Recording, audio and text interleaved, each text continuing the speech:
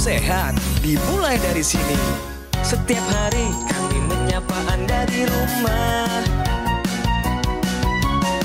memberikan edukasi dan solusi. Ayo saksikan dan ikuti kami untuk hidup lebih sehat, penuh semangat. Go Healthy, cara tepat hidup sehat. Nugroho Supriharyono. Kisahnya menjadi pengingat bahwa kebiasaan buruk saat muda akan selalu meninggalkan jejak di usia tua. Dulu, Pak Nugroho gemar begadang, makanan bersantan, dan merokok sejak masih sekolah. Semua dianggap sepele, sampai tubuhnya memberi peringatan. Sejak usia 50-an, tekanan darahnya mulai terasa tinggi. Namun, obat hanya diminum saat perlu. Terakhir-terakhir ini, sesak nafas, gampang lelah, kemudian sakit dada ya, dan diindikasikan penyakit jantung. Pak Nugroho didiagnosis mengalami penyakit jantung dan harus menjalani pemasangan ring. Kini, Pak Nugroho sudah mulai memperbaiki pola hidupnya dan ia berharap banyak orang bisa belajar dari kisahnya. Untuk itu, saksikan cerita selengkapnya hanya di Go Healthy.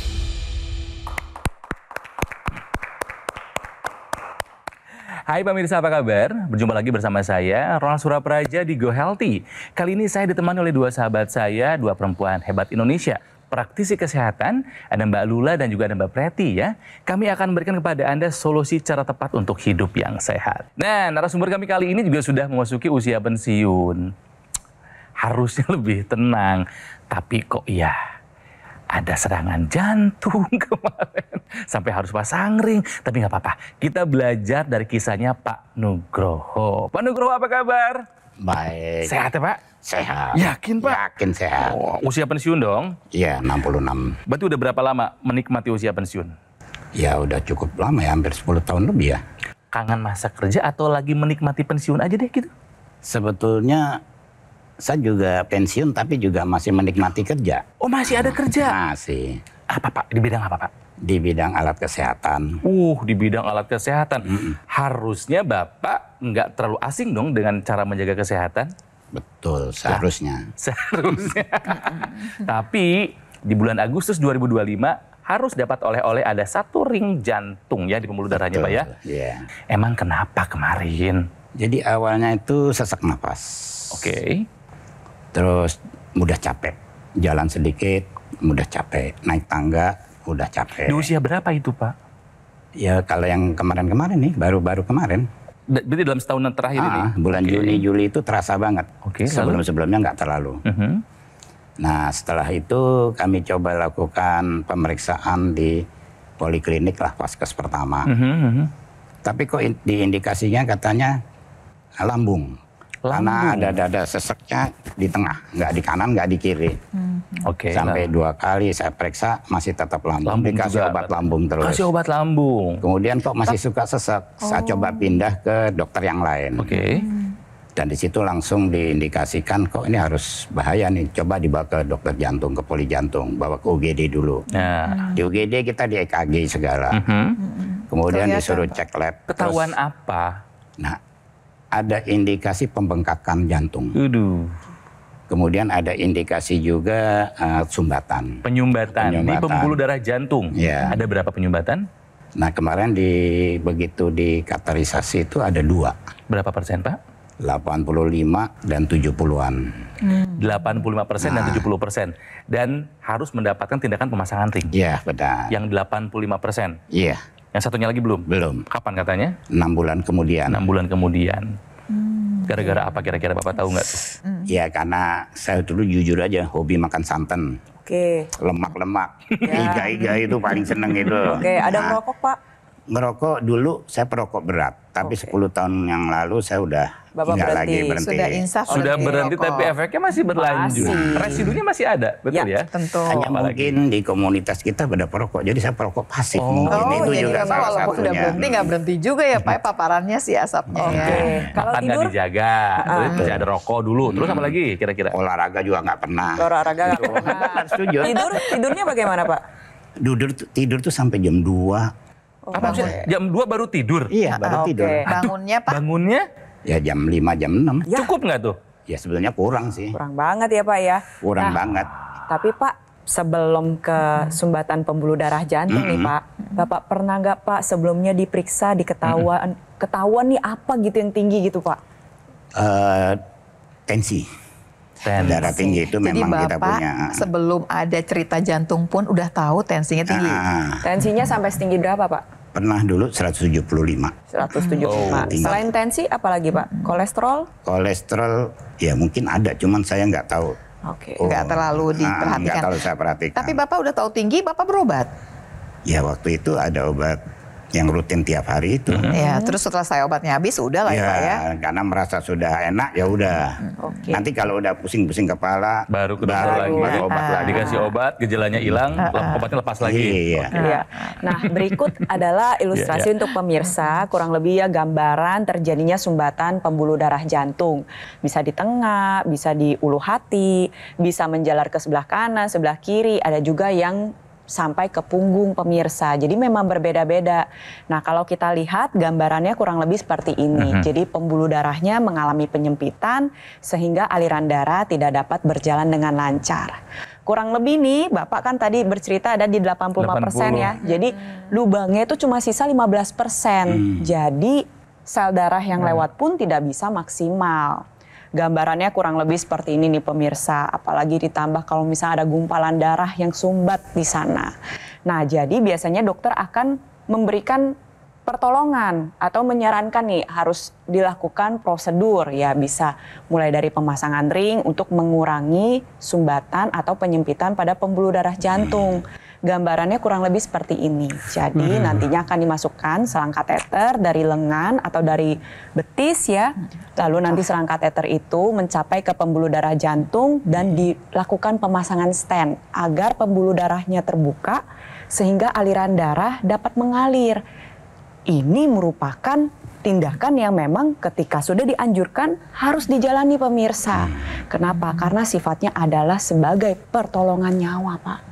Kita apresiasi karena Bapak begitu udah dikasih tahu bahwa oh ini harus pasang ring, Bapak langsung ikutin.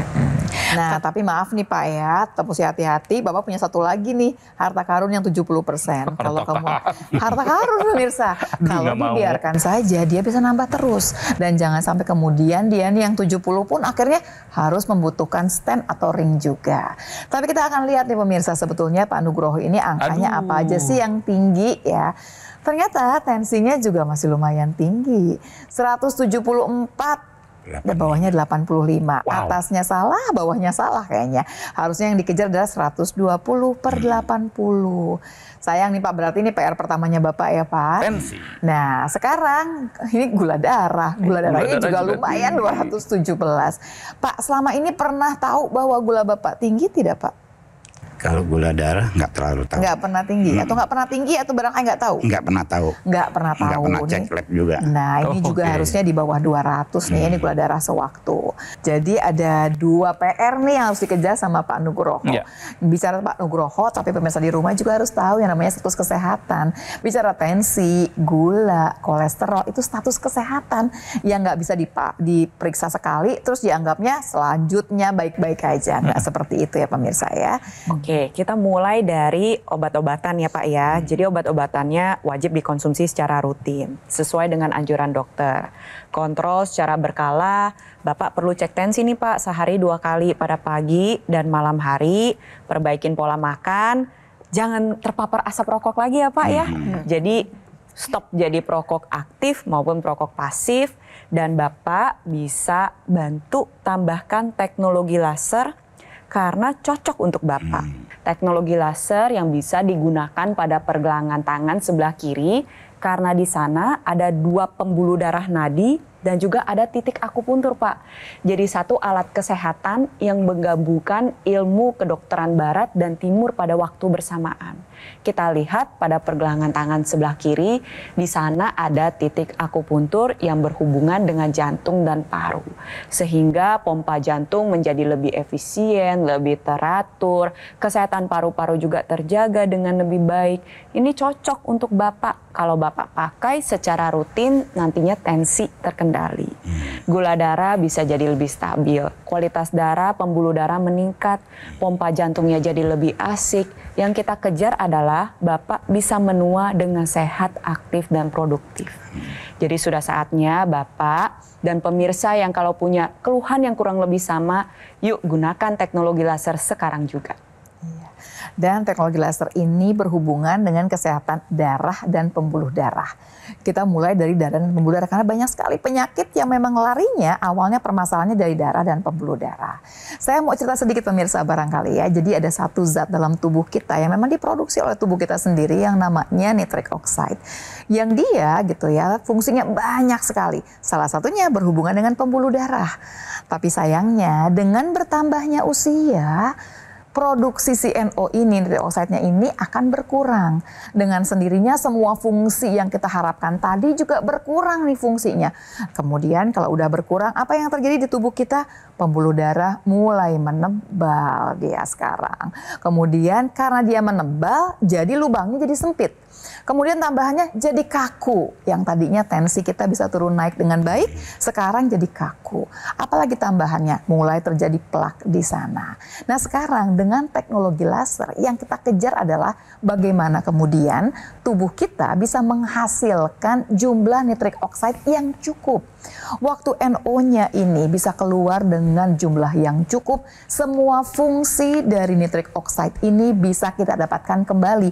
Fungsinya apa saja? Tadi, menjaga kelenturan pembuluh darah, menjaga supaya pembuluh darah tidak menjadi menebal, kemudian juga mencegah terjadinya plak. Itu yang kita kejar. Satu lagi adalah karena dia lebih lentur, tekanan darah menjadi lebih terkendali. Yang tadinya dikendalikan oleh NO, sekarang bisa terkendali lagi dengan baik.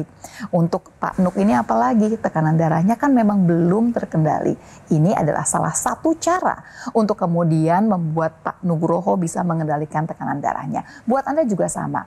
Sudah saatnya pemirsa bahwa kemudian pola hidup sehat kita jalankan dengan baik dan tambahannya adalah menggunakan teknologi laser untuk kesehatan darah dan pembuluh darah. Banyak sekali penyakit yang memang berhubungan dengan darah dan pembuluh darah. Salah satunya adalah tekanan darah yang berhubungan dengan pembuluh darah yang kurang sehat tadi. Ya, jadi buat Pak Nugroho, buat pemirsa yang punya masalah dengan tensi, kolesterol, gula darah, asam urat yang tinggi, gunakan AccuLaser.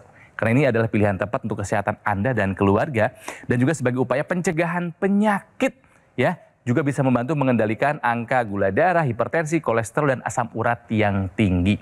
Harapannya Pak Nugroho dan juga Anda pemirsa ya, kita tercegah dari komplikasi serangan jantung, Bapak ringan jangan nambah lagi ya Pak ya. Juga stroke, gagal ginjal, dan komplikasi lainnya. Nah, AccuLaser ini dari Gogomo, alat kesehatan yang sudah membantu meningkatkan kesehatan masyarakat Indonesia selama lebih dari 10 tahun. Ini banyak yang sudah merasakan manfaatnya. Sekarang giliran Anda untuk merasakan juga manfaatnya. Jadi ayo pemirsa konsultasikan segera kondisi kesehatan Anda ke nomor yang ada di layar TV. Ada kan? Silakan hubungi sekarang atau dicatat dulu silakan, foto dulu juga boleh, tapi pastikan nomornya sudah sesuai ya. Yang harus diingat juga pemirsa, Gogomall ini tidak membuka cabang di tempat lain, jadi waspada, hati-hati jika ada promo yang menggiurkan dan mengatasnamakan Gogomall. Hati-hati, atau boleh Anda langsung kunjungi kafe showroom Gogomall yang ada di Alam Sutra, Kota Tangerang ya. Kami masih akan kembali nanti, intinya adalah jaga kesehatan pemirsa. Sekarang juga gunakan AccuLaser. Atasi masalah kesehatan dan cegah komplikasinya. Semuanya semangat hidup sehat. Hidup adalah pilihan. Apa yang Anda inginkan?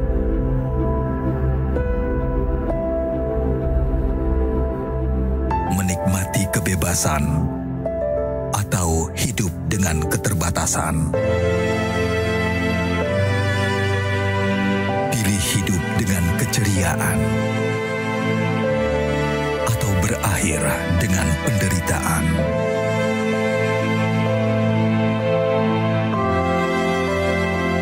Pilih menua dengan senang atau hanya menghabiskan waktu di ranjang. Pilihan sehat Anda yang tentukan. Jaga kesehatan dari sekarang. Gunakan Aku Laser. Ayo saksikan dan ikuti kami untuk hidup lebih sehat, penuh semangat. Go Healthy, cara tepat hidup sehat. Didukung oleh Ayo saksikan dan ikuti kami untuk hidup lebih sehat, penuh semangat. Go Healthy, cara tepat hidup sehat.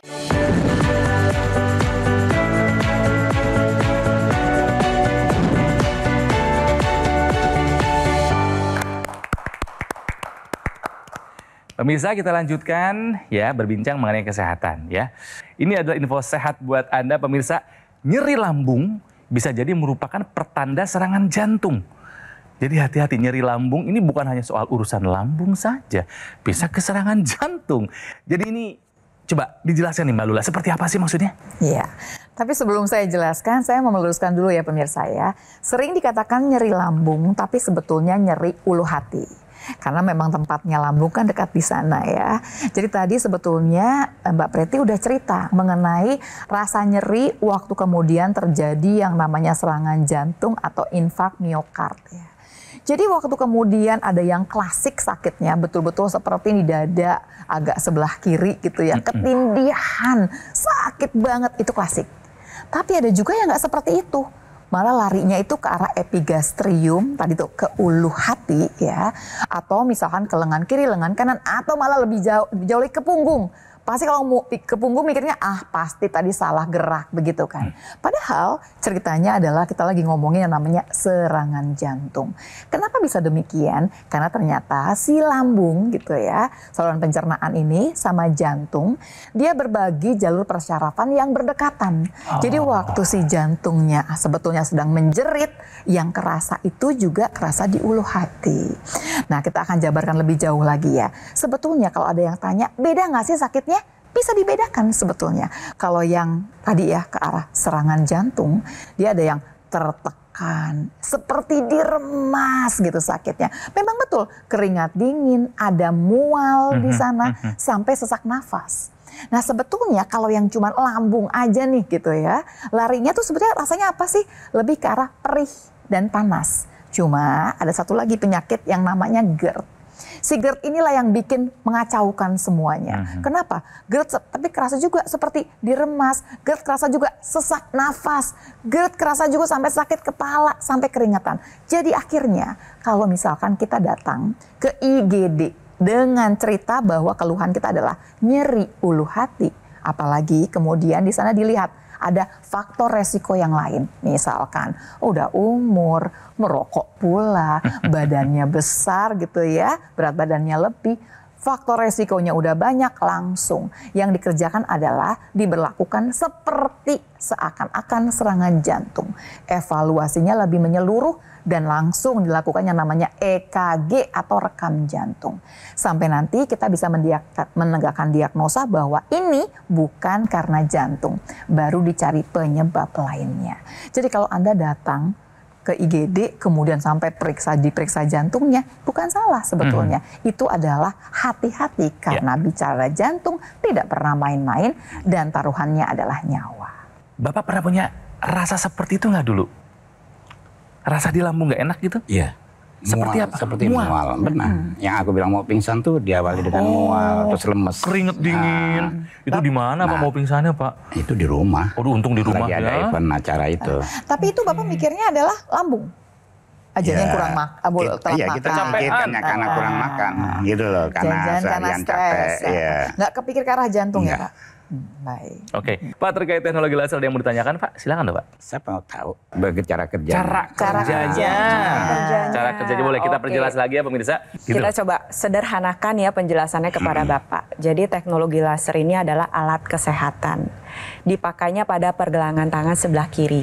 Dia mengeluarkan sinar laser. Bedanya apa sih laser sama sinar yang lain? Kalau laser itu ada panjang gelombang, ada intensitasnya. Nah, dengan panjang gelombang tertentu, harapannya dapat mencapai dinding dalam pembuluh darah nadi. Nah, sekarang Bapak coba yuk ambil pergelangan tangannya. Ambil 3 jari, coba pegang di sini. Berasa ya Pak ya? Ada denyutannya. Nah, alat kesehatan teknologi laser ini memang sudah didesain sedemikian rupa, posisi titik-titik mata lasernya ini menyesuaikan dengan pembuluh darah nadi dan juga titik akupuntur yang ada di pergelangan tangan sebelah kiri.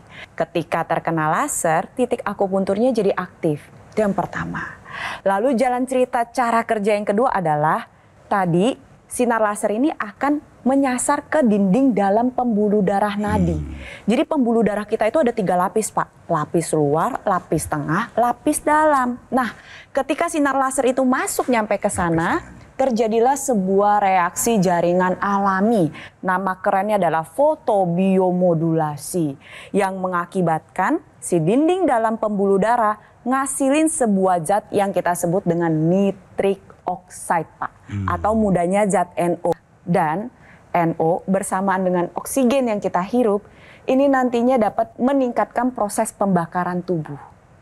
Jadi kalau berbicara pembakaran tubuh, ini dilakukan oleh mitokondria, dapur energi yang ada di setiap sel tubuh kita. Ketika ada NO, ada oksigen, nantinya dapur energi tersebut akan lebih banyak mengubah gula menjadi energi Pak.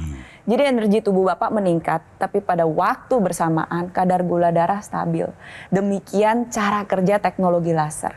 Semoga penjelasan saya bisa Bapak pahami Pak.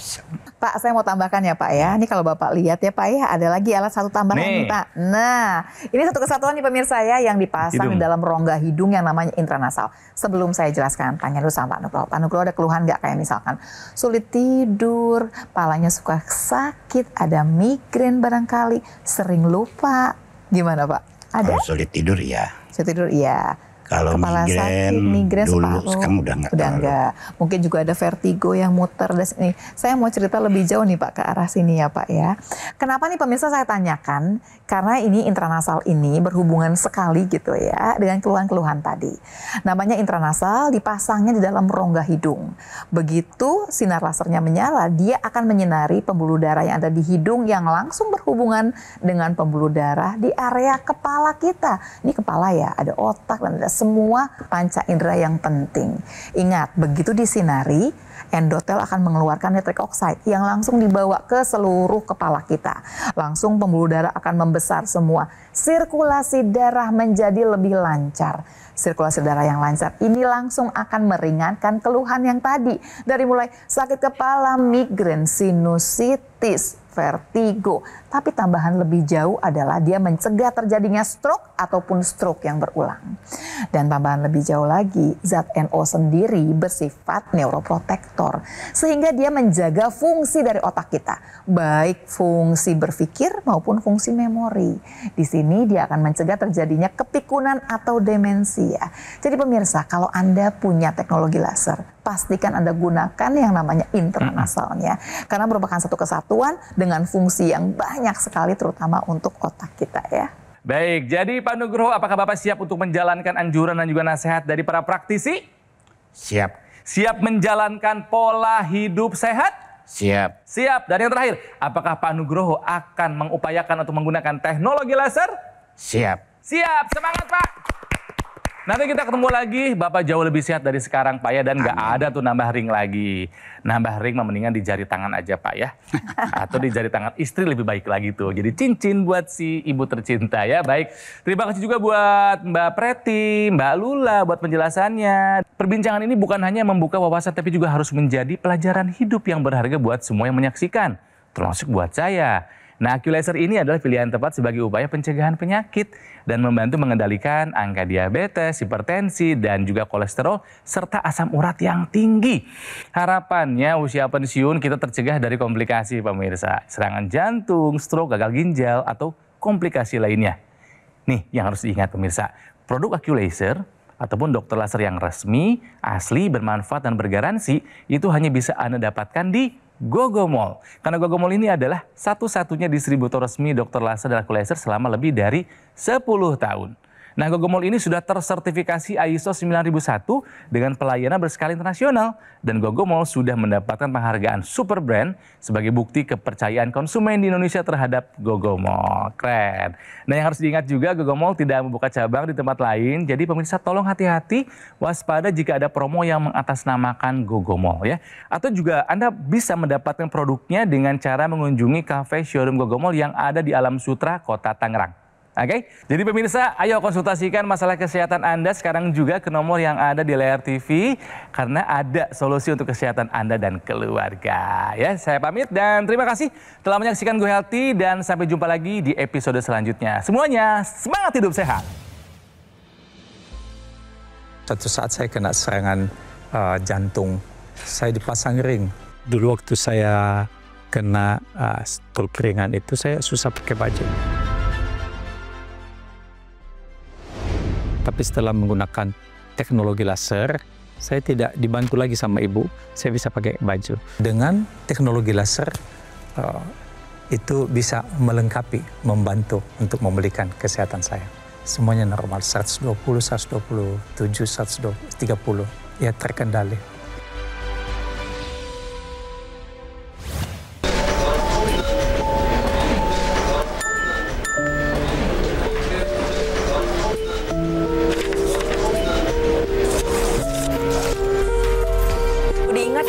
Bahwa sesak napas ini merupakan salah satu tanda dari serangan jantung yang kalau misalkan tidak ditangani sesegera mungkin maka bisa berujung ke kematian.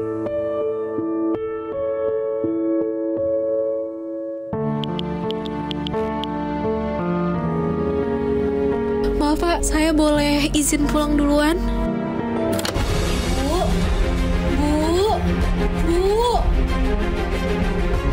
Ibu.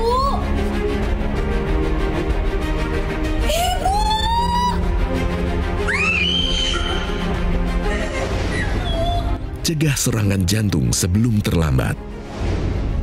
Gunakan dokter laser atau aku laser sekarang juga.